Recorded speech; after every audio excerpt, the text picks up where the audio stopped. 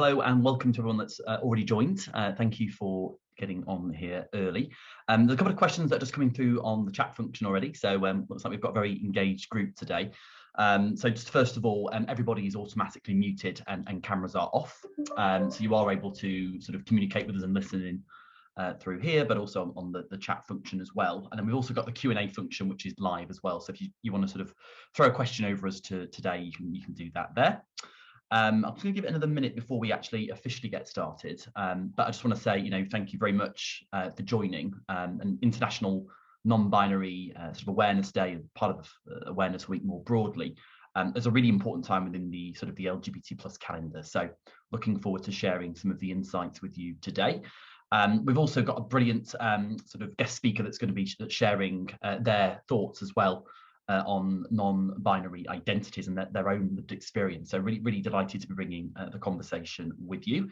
I am joined also as well in the background today. We've got Lauren Cahill, who's on the line, who's our marketing and sort of project manager and looks after all of our operations. And we've also got Darren as well, who's marketing communications and does all the wonderful things on our platform. So they're going to be in the background administering the Q&A and sort of the poll questions as well. So thank you for joining both of you. So we're just past the hour now, so I am going to get sort of started. So for those of you who don't know me, my name is Matt Cameron, and I'm the founder and managing director of LGBT Great. And we are an organisation that is focused on developing the LGBT plus agenda, specifically within the global financial services industry. So we've been working now for 3 years. We represent just short of 50 global financial services organisation and a community of around 450,000 employees, so a growing sort of community there. Now, trans and non-binary identities at the moment are facing an unprecedented level of hostility. And unfortunately, this is a community that really does need lifting up, supporting and empowering. And it's a responsibility, I think, of businesses, particularly financial services, to play their role, but also the work of allies as well, in helping to provide the support needed. So we're going to be providing some sort of practical tips with you today in terms of what we think we can do to really sort of change the game in sort of this sort of area. If you just pop over to the next slide, Lauren, for me, I just want to give you a quick idea about the sort of the running order for today. So you can see here 4 sort of key areas that we're going to focus on before we get into the conversation, which is going to be really exciting. I think personal stories are always a really great way to learn more and improve our knowledge. So we've got a few points coming through to the chat function. So yes, hello to everybody. It's nice to see some familiar names from across our member organisations sort of tuning in here. And to all those folks that are joining from Dublin, welcome to the community. And it was good to meet you all as well when I was there sort of last week. Now, today's event was supposed to be presented by my colleague Alex, actually, who's done an amazing job, and hope you all agree, in putting the content together for today's session. Sadly, Alex had a bit of a family emergency to get to about half an hour ago, so I'm stepping in to run today's session. But I just want to acknowledge the work that he's done in making today's sort of session sort of happen as well. So LGBT Great, just to give you a very quick sort of snapshot of the work that we do, because I am conscious we have got some new people on the line as well. And really what we do is sort of centres around 3 distinct areas. So that the first area is around insights, research, data, where we do a lot of awareness education. The second point is around visibility. So this is where we really focus around activating the visibility of LGBT plus role models and allies and feeding in the themes of intersectionality as well across a number of our different campaigns. And this tends to be where we're most well known, given all the work we do on social media and with marketing and sort of social media departments within financial services firms. So a number of you on here today will have seen the top 100 game changers 2022 that we published as part of Pride, and all the work that we did as well around the Pride event and sort of the sponsors there as well. So visibility, a big part of what we do. And then the final thing is outreach. So this sense of bringing together organisations and communities And we were really proud actually a few months ago to actually get our member platform live, which is again helping to change the game in terms of creating those safe spaces and that area really where people can come together and sort of meet others. So Lauren, you're a very eager beaver today. I saw you pop onto the next slide a few moments ago, but I am ready for it now. So let's go to sort of the next slide. And this was a quote that Alex really likes. So it is really important in a world that is often very either or to remember that there can be both, neither, and everything that is other than the binary of male or female. And I think sort of a key point is that the way a lot of us are brought up, the way that society operates at the moment, gender is very binary. It's male or it's female, and there's actually very little understanding most of the time, of course, with all of the wonderful gender identities, transgender identities that exist. Beyond that. So, a big part of what we do is trying to sort of educate and to increase consciousness around sort of these sorts of identities. I guess International Non-Binary People's Day, this is a very sort of important day in the calendar. I do want to get you sort of thinking with me just before we move on to the next slide. So Darren, if you could sort of work on getting the first poll activated. But this day was specifically chosen in July to be precisely between International Men's Day and Women's Day. But I wanted to get your thoughts here on the poll question that you can see. And the poll question, in what year was International Non-Binary People's Day first observed, do you think?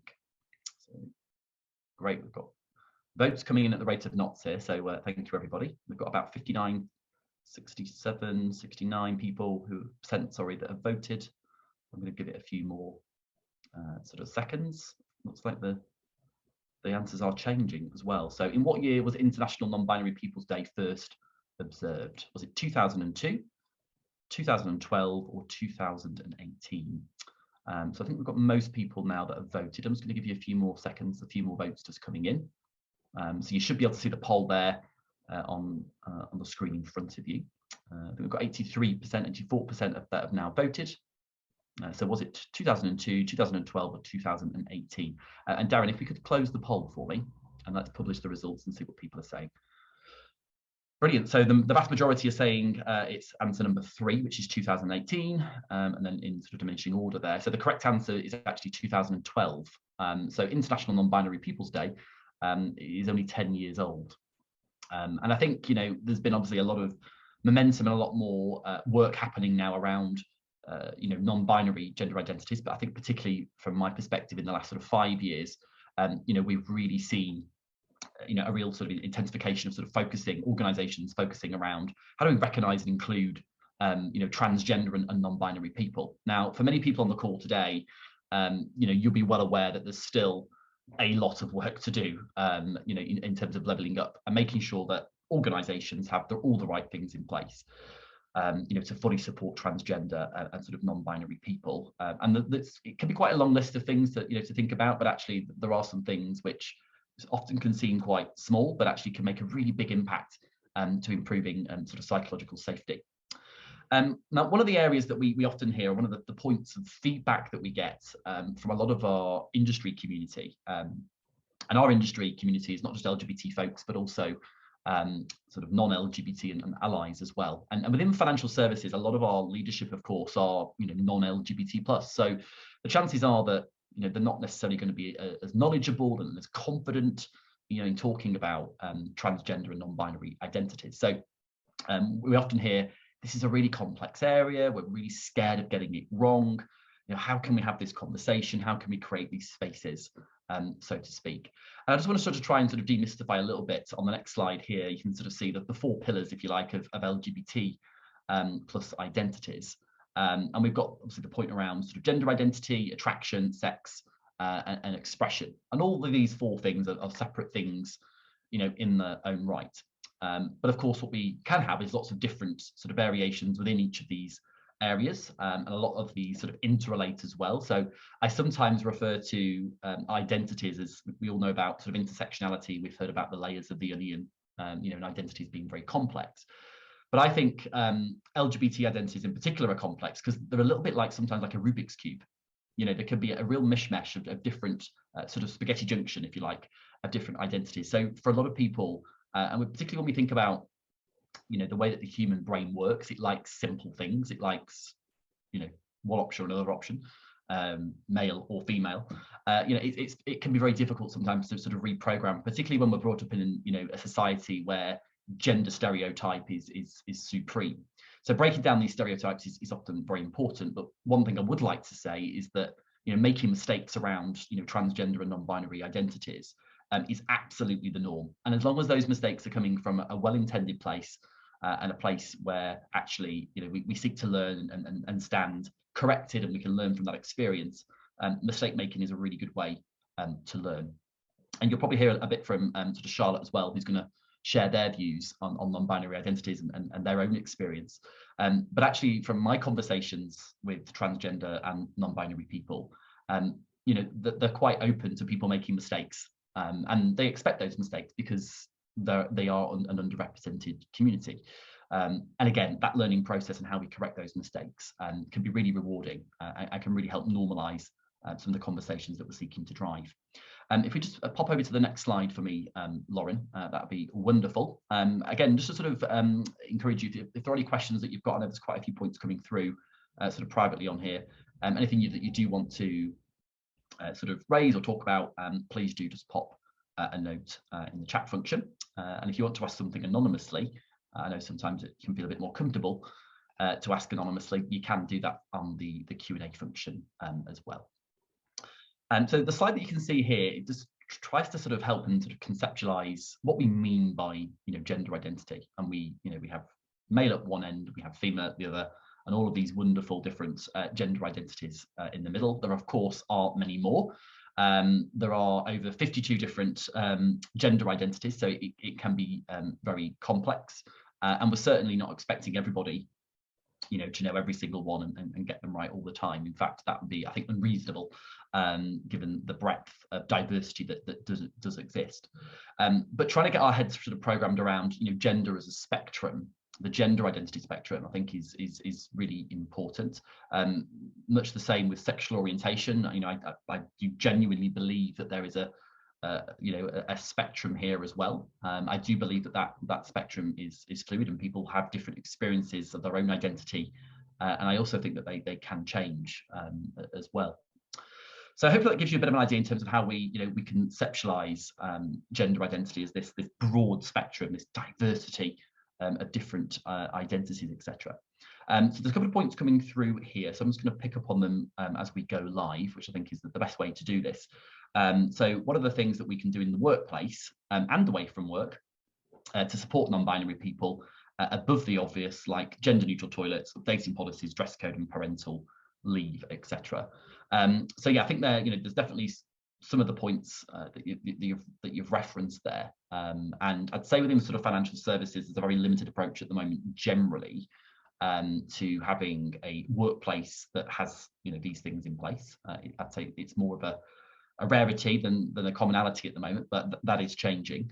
I think there's more that we can do, beyond the organisational things. The more human aspects of understanding and supporting non-binary people. I'm a big believer in the power of authentic signalling and support of all identities, but particularly transgender and non-binary, given everything that's happening in the world at the moment.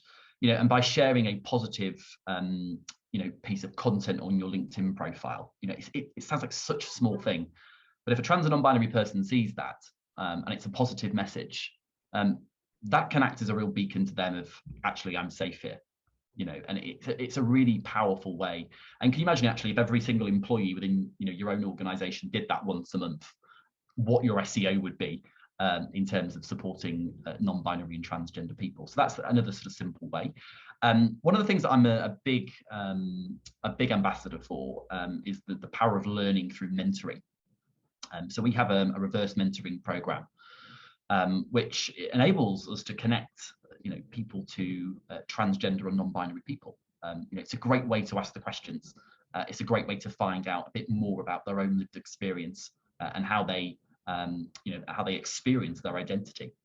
There's a question coming through here around the slides. Yes, we can share a review of the slides. We're actually also going to share a copy of the recording as well. Darren, our marketing comms manager, will be emailing you all after this with the slides and the recording, and hopefully we can turn around that sort of fairly quickly. We've got who would use the MX pronoun and the neo pronoun shown. I came across MX filling a form this week. You may cover this later. Yeah, exactly. So I guess with the pronouns, we do have a really sort of quite an extensive list of pronouns and what some of these mean in our transgender and non-binary guide. So we will send like a download link after this session, and then we've got a fuller copy of our transgender and non-binary turning the corner report as well. And within that, actually, there is an implementation framework for pronouns, along with a really clear explanation of what pronouns are for and actually the power that they can have. So I would definitely draw your attention to that. I'm just trying to sort of pick up on most of the points here. Great. And Charlotte, I'm going to come to you to sort of talk a bit more about your use of personal pronouns as well when we talk to you shortly. So great sort of pieces coming through. Darren, let's get everyone thinking again. Let's go for poll 2, which is quite interesting, I think, given what we've just been talking about. And I just want to test the water. So how would you describe your understanding of trans and non-binary identities? And of course, some of you will be part of this wonderful community yourselves today, and others won't be. So how would you describe your understanding of trans and non-binary identities? So I don't know much, I know a little, or I know a lot. So how would you describe your understanding of trans and non-binary identities? Cast those votes.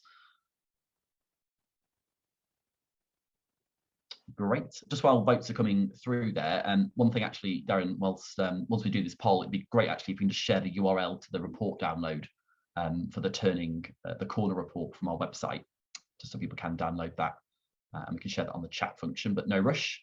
Okay, a few more votes coming through. So how would you describe your understanding of trans and non-binary identities? So I don't know much, I know a little, or I know a lot. And let's publish those results, Darren. We've got about 90% now that have voted. Let's have a look at what people are saying. Great.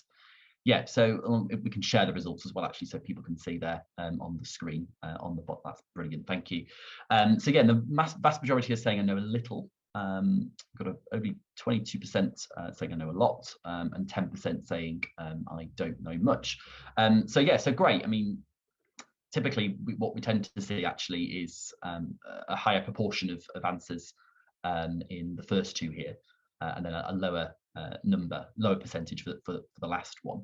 But I think we have got quite a lot of trans and non-binary people on the line today, so it's great to have you here with us. And I think what this sort of is telling me that, you know, people know a little, you know, people are keen to learn more. And certainly my experience within financial services, you know, is that we genuinely are pushing on an open door most of the time when it comes to getting the support of allies and learning, etc. So people are very open to learning. And also what's more is that, you know, trans and non-binary education and the sessions that we run do tend to be those sessions which are really well attended. So it does show that it's a topic that people are very curious about, and one that people do want to learn from, which is, I think, very exciting. Let's stop sharing those results. I think, Lauren, yeah, you've posted the report download there. So if you are interested in getting a copy of the report, you can do. So please do. I'll just stop sharing those results. There we go. And then Lauren as well, when you're ready, if we could just pop over onto the next slide for me, and we'll talk through this slide as well. So yeah, I just want to spend a few moments really, you know, talking about really the different sort of numbers and what the data points are telling us, you know, around the importance of you know, non-binary in recognizing transgender identities as well. So we know that there is an increasing proportion now of Gen Z identifying as gender fluid, non-binary, and transgender. There was actually a report that came out last year from the UCLA school over in sort of the US that put the number around about 1.2 million sort of LGBT plus adults in sort of the United States, and within that, an increasing proportion that were actually identifying as non-binary and as trans. So I think it's fair to say, and without a doubt now, that we're starting to see, you know, a lot more people identifying, you know, in the middle of male and female, that spectrum, and a lot of those identities becoming much more normalized, which I think is really exciting. But I think what is very, very clear is that we don't have nearly enough visible role models or visible people, non-binary and trans people. I think just generally within sort of society, we're seeing a bit of a change. But of course, the power of role modeling is huge in terms of providing that level of sort of psychological sort of confidence, etc. We know that that can have a positive impact on well-being, mental health. Being able to feel yourself within the workplace. Charlotte's going to pick up on sort of some of these points as well. Let's pop over, Lauren, just onto the next slide, please. Just to link these sort of two pieces together. But language obviously plays a critical role in sort of normalizing identities and recognizing different identities as well. So I'm a big believer in the power of personal pronouns. It's a really simple thing to do, and again, it can send a very clear signal right at the beginning of an interaction or a conversation that makes others feel, actually, I'm safe here. And I do believe that there are a lot more people that identify as gender diverse, non-binary, transgender, than we actually realise. And what we are starting to see now is a slow and gradual sort of enlightenment period where lots more people are now coming out as non-binary, which is encouraging. So it shows actually that the support is needed. And prior to the work that LGBT Great is doing, and of course all the other wonderful LGBT organisations, is that people are hiding who they are and potentially living in fear as well, which we know can have a negative impact on sort of mental health. A point that I made before was around this point around mistake making, and I make mistakes still all the time, because I've spent, of course, the vast majority of my life thinking about gender as binary. It's the establishment in which I was brought up, the schools in which I went, the university I went. Transgender and non-binary identities weren't on my radar well into my 20s, and I'm 34, 35 soon. So it really just showed that the real sort of enlightenment period of recognition of non-binary and transgender identities has only really been within the last 10 years, and I probably challenge myself to say probably really only in the last 5. So we've got a lot of work to do, in terms of continuing to sort of normalise the playing field, really, and equity for transgender and non-binary people. I guess pronouns not only just send a signal to people that we are supportive, we are inclusive, to non-binary and transgender people, but actually what we are starting to see now is an increasing proportion of non-LGBT plus people also really placing an emphasis on the value of recognising different identities, the value of LGBT plus equality as well. And it's often a litmus test for, is this a safe space? Is this a place where I can be myself? Is this a place that supports people, from underrepresented communities? And all of these components, of course, go into, a person's decision-making process when they're deciding, 1, where they're going to work, 2, where they're going to spend the money, 3, the products they're going to buy, all the rest of it. So again, critically important that we can, as organisations and as leaders, is continues to signal support where we can. And again, language is a really great way to do that. And it's also really great for igniting conversations as well. And I think we need to really sort of aim to have, constructive conversations with people that don't understand, non-binary identities, etc. And that's the real focus of International Non-Binary People's Day, of course. It's around celebrating identities, shining a light on the richness of diversity that exists within the LGBT community. And moving beyond the common understanding of sort of sexual orientation, and actually really thinking about this point around gender identity and all the wonderful people in this community as well. Let's pop over to the next slide, Lauren, just before we bring Charlotte in to talk to us. So I'm obviously going to land a couple of points here on the role of allyship. And again, we've talked about different things that we can do, using personal pronouns, getting them into your email signature and social media profile is a really great way. I want to give you a few other sort of examples as well, but I just want to test the water again on a poll, and this might give us some interesting talk, Charlotte, in a second. But let's launch the third poll, Darren, which is specifically about personal pronouns. I just want to just understand if you're using them, if we feel comfortable. So hopefully we can see the options here. So if some of those options are cut off, you can actually extend the size of the poll box. But how comfortable are you with using your own personal pronouns? So we've got 4 options there. So I'm comfortable, and I do so now. I'm comfortable, but I don't do so now. I'm comfortable, but would like to learn more. And then I'm not comfortable, with using personal pronouns. So interesting, interesting sort of votes coming through. So you're all coming through there. I'll give you a few more seconds just to get those votes in. Of course, we've seen a lot of contention as well around the use of personal pronouns, a lot of backlash as well. And I think, the warming up act of implementing personal pronouns, I think, is very important in terms of the education piece and the relevance there. So Darren's just published the results. So we've got the vast majority of you, which is amazing to see, and quite unusual actually when we run this poll, which demonstrates to me that we have a lot of, again, transgender and non-binary people on the line today. But 76% of you saying I'm comfortable and I do so now, which is, really, really inspiring. I guess we've got 1% that's saying not comfortable with using personal pronouns, 7% not comfortable but would like to learn more.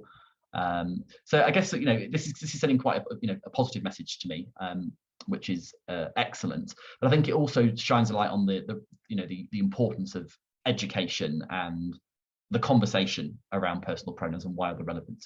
And actually at LGBT Great, we sometimes get organisations wanting to go straight into sharing personal pronouns and doing that, and that becomes that's before doing any sort of form of conversation around what gender identity actually is. And my advice would be actually to go straight out and do it straight away is a complete risk, because you want people to use personal pronouns as far as they can if they're comfortable to do so, and we want to make sure that actually the success of the request is maximized. And of course, to do that, there needs to be a connection to why is this important, one as an ally, and two for the LGBT plus community. So I think the way that organisations navigate that is important, and you can see that in our implementation framework as well, in the trans and non-binary report. So thanks for sharing those, Darren. We'll turn those off there. At that point, I want to invite Charlotte, actually, one of our Project 1000 role models and top 100 Game Changers 2022, to join the conversation. So if you could pop your camera on for me, Charlotte. And the first question that I really wanted to sort of put to you today, in fact, before we do that, why don't you introduce yourself and tell everybody what you do and your background, etc. Yeah, so my name's Charlotte, and I use they, them pronouns, and I'm currently a senior operations analyst at Seckle. So we're a technology company first and foremost who provide the technology for advisors to build their platform on, and a custodian option as well. Amazing. I just want to say, actually, thanks a million as well for joining to the conversation today. And I can see you've had a very active Pride Month with all of the things that you've been involved with, and you've been driving a number of really important educational conversations. So, hats off for all the amazing stuff you're doing. So thank you for that. Thank you. Awesome. Let's dive into International Non-Binary People's Day. So I know obviously this is an important day to you, but why do you think these sort of visibility days and education like this is important? I think they're important for a number of reasons, but I'd probably say the biggest one, I guess, from my point of view is, in the nicest way, some people forget if it doesn't relate to them, or if they don't know anyone who might be trans or non-binary, for example. So it's just basically raising that awareness of that we're here, and how to address us, and the conversation about pronouns is quite a big conversation at the moment, but it kind of just reminds people again of that, It's a great time, isn't it, to actually shine the light on a topic or an issue or an identity and ignite a conversation, which is it's good. And I think it's also around a point of celebration as well, and recognition of identities, which we know again can have a massive impact on psychological safety of trans and non-binary people. I'm really interested to hear a bit more about your experience as a non-binary person. What was your sort of, I guess, process of coming to terms with your own identity, recognizing your own identity? I think many of the people who are dialing in today would love to hear a bit more about that, if that's okay. Yeah, of course. So I think it's probably been one of the toughest journeys that I've been on. So I've probably I've always been this way, but actually coming to terms with that has probably been the hardest part of it. So I've been through therapy and stuff, and still going through that with coming to terms with how I feel about myself, putting myself in quite traumatic situations to almost test the water if I am non-binary, or Yes. you know, did I associate more with being a woman, and so forth. So it's kind of been going on for the majority of this year. So today, if you follow me on social media, is the day that I posted that I was non-binary, outside of telling, you know, close friends and family. And it was kind of a all morning, or, you know, all week actually, I've kind of been so worried about doing so. But actually the response I've received has been really amazing. So it's just, I don't know, reaffirmation of me, and this is who I am, and everyone just has to kind of accept it or not, and that's their problem, not mine. I love that. Really bold, and you know, real amazing work on, you know, finding the confidence to, you know, to talk openly about your identity as well, because we know that, you know, role models like you help create confidence and inspiration, and, you know, give others the support that they need as well. So a real inspiration. I just want to spend a few minutes here just talking about non-binary identities, because, you know, some non-binary people identify with both aspects of the binary identities of male and female. Others reject them entirely and don't identify as either. And some are, you know, it's completely fluid up between. So, you know, there's obviously there's a variation, of course, of different non-binary identities. And I guess, you know, from your own sort of perspective, you know, trying to understand your own identity, you know, what did that actual process feel like when you were sort of, you know, discovering, you know, who you were? Yeah, I think it went back to kind of looking at stuff in my childhood, funnily enough. You know, kind of looking back to that, and also as well. So like I said, mentioned earlier, sort of being put in a situation where I wanted to take part in a women's dinner, and essentially having a panic attack and breaking down as soon as I left. So I knew that wasn't for me, and I didn't feel that way anymore. And you know, words such as like, you know, like lady and girl, and when people were talking to me or about me in that manner, felt it just made me feel quite funny, and almost like gave me the ick, I guess is the word I would use. But also as well, I knew that I didn't want to be a man. So, you know, it's kind of, I knew what I didn't want. It was just kind of then that journey of finding who I am in between all of the social construct of gender that is at the moment. Yeah. I mean, I can resonate with that feeling of, you know, uncertainty, confusion, you know, this questioning that you go through. I'm sort of a cis man, but coming to terms with my sort of sexual orientation, you know, there was this period until about the age of 14 where I always sort of knew that I was different, but I didn't consciously know that I was attracted to men and not women, if that makes sense. So it's almost like I knew, but I didn't know. I don't know how to explain that. But because of the environment that you're in, you know, where you're at school and you're at college and family life, and it was, you know, boys get with girls and girls get with boys, and that's the norm, right? So there was this real feeling of sort of personal sort of isolation, you know, mental isolation, and this huge sort of stress and anxiety that I suffered from, because I didn't fit into, you know, the stereotypes. So it's a really weird experience, isn't it? I mean, I was quite lucky that, you know, I got my head around it sort of quite earlier on, but of course with gender and gender identity, I actually, it can be even more stereotyped, right, and even more complex. I feel like I had my sexuality figured out, and I was like, oh, tick, this is me. And then I kind of, over the last few years, I think it was really in lockdown that I actually had the time and headspace to think about, oh, okay, this isn't quite me, and I'm not being fake, but I need to be myself. And I'm always telling people to be their true authentic selves and all that kind of stuff. And if I'm not being true to myself, then how can I, you know, be true and that to other people? So that was kind of a really big thing for me to work through. Great points there. I know one of the questions that we were going to explore today, and there was a question before around personal pronouns, and obviously we could actually do a whole session, couldn't we, on personal pronouns? We could probably do a week's conference on it. But that's obviously one of the things that organisations can do to better support, you know, transgender and non-binary people. What are the sort of non-binary affirming actions do you think that companies can take to support non-binary people? So I think again, there's, you know, like you say, probably do a week's worth on this. I'll give like a bit of a higher level. Yeah, so pronouns I think is a big one. I went from using she, they to they, them when I kind of felt more comfortable in doing so, and I'm very conscious of how other people use them, but I was a bit reluctant with my own. I felt that was quite a big struggle for me.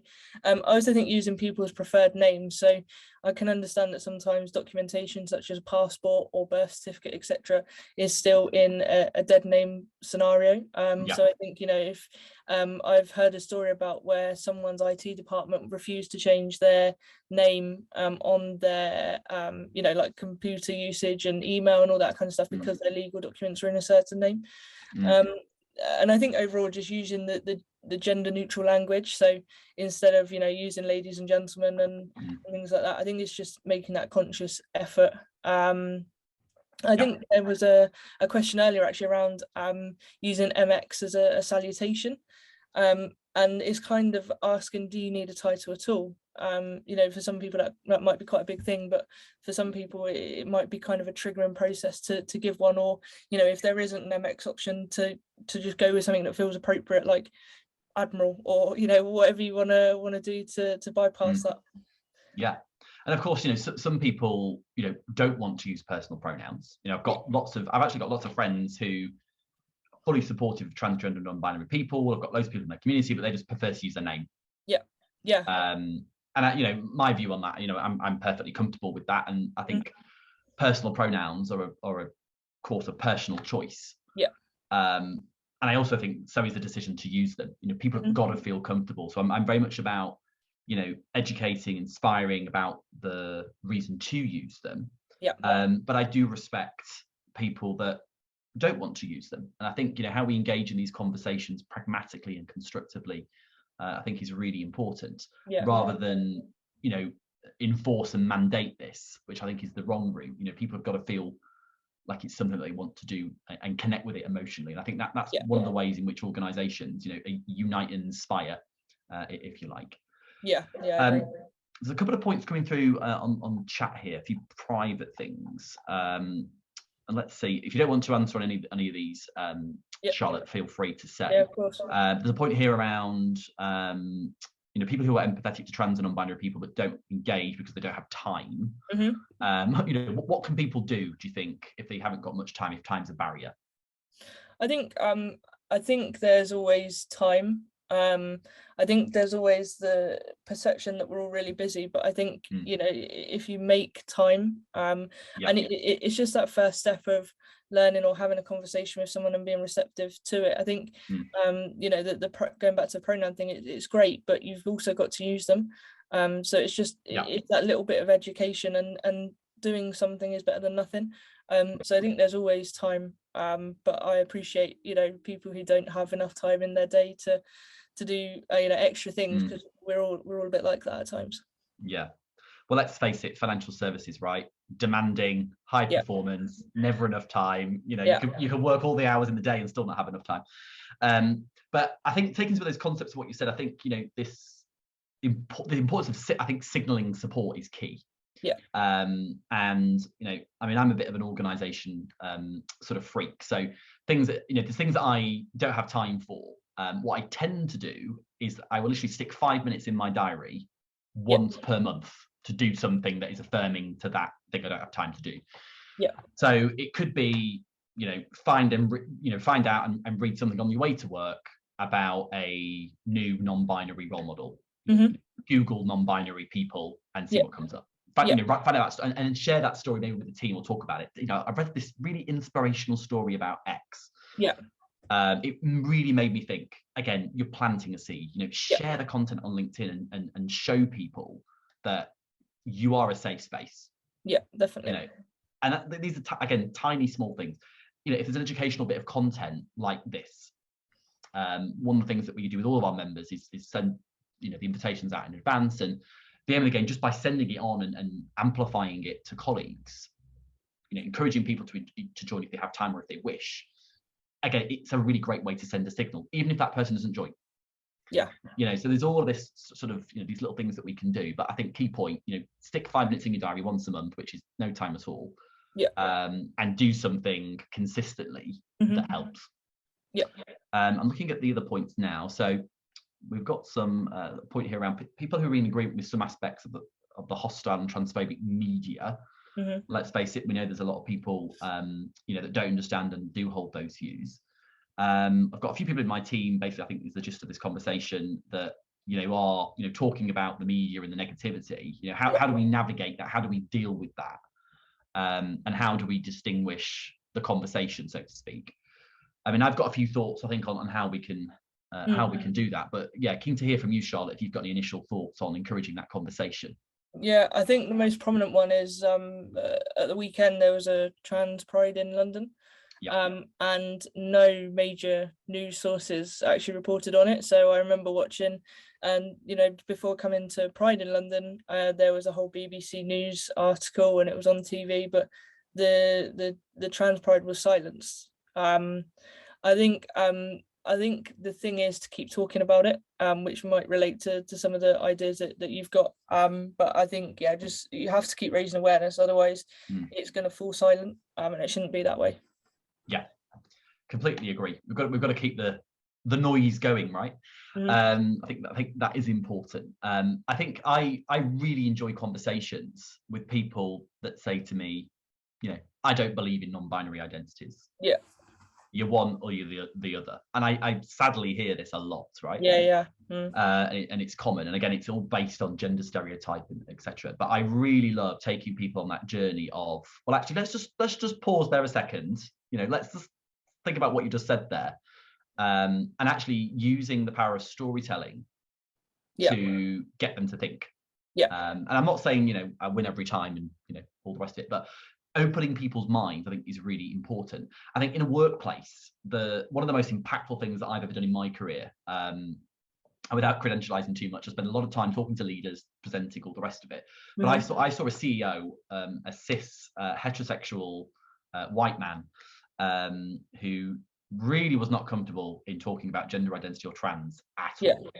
And we're really worried about it. I spent a lot of time before, trying to brief them to get them comfortable. And basically the decision they were made, they were going to be really bold about it, and they were going to make loads of mistakes. And we had that conversation in front of their entire workforce, their EMEA people population.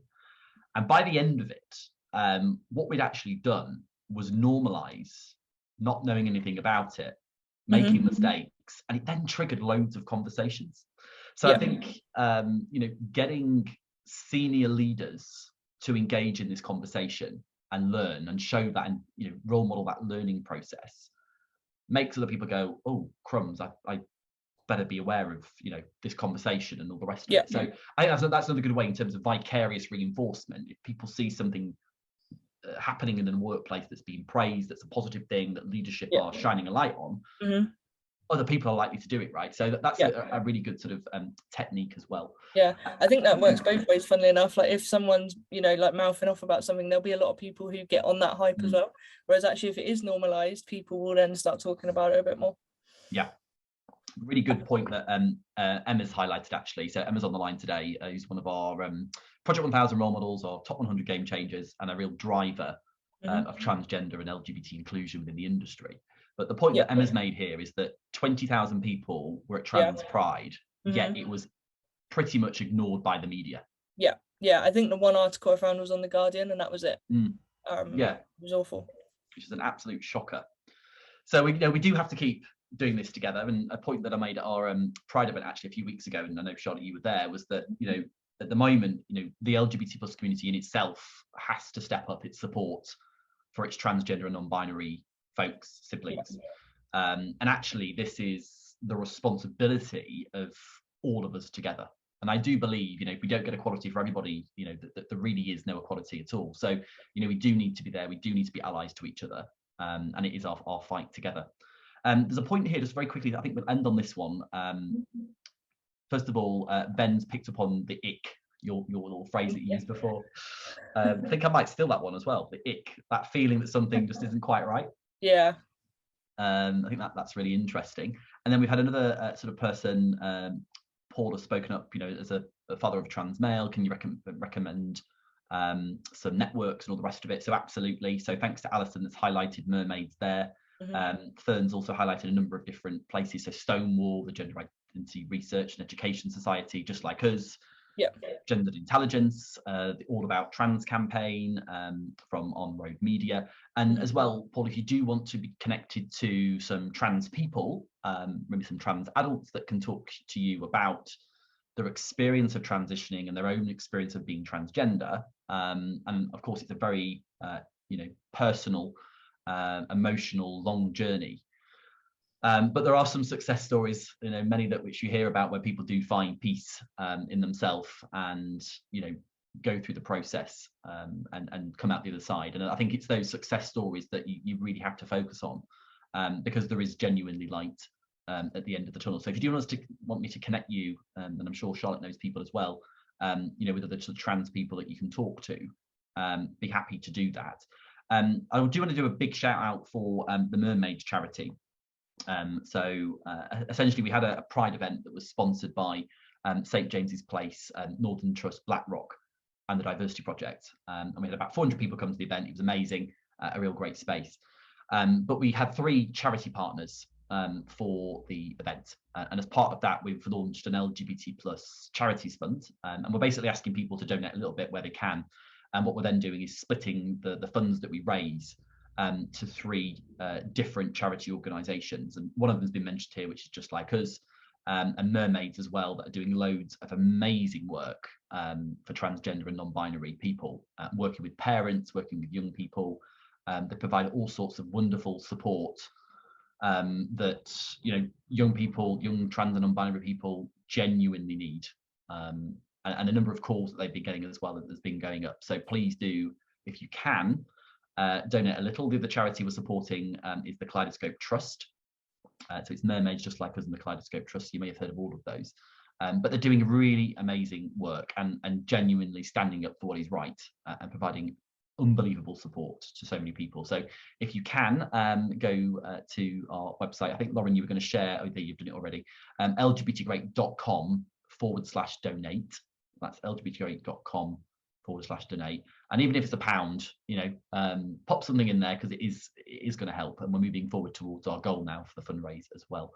Charlotte, I'm going to pause there and just come back to you, just to sort of see if you want to mention any sort of points or pick up anything that people have said in the chat function, but over to you.